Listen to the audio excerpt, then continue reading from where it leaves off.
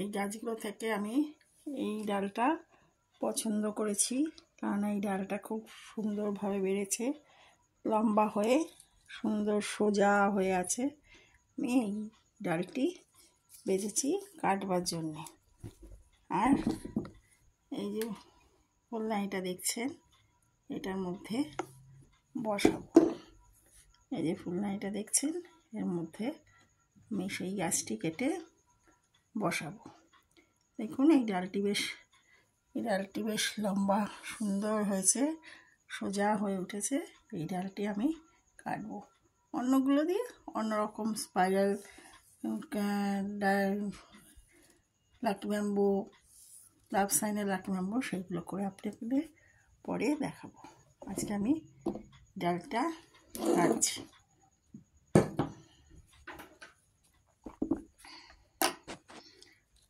ডালটার একটু নিচ থেকেই কাটবো, এখান থেকে কাটবো।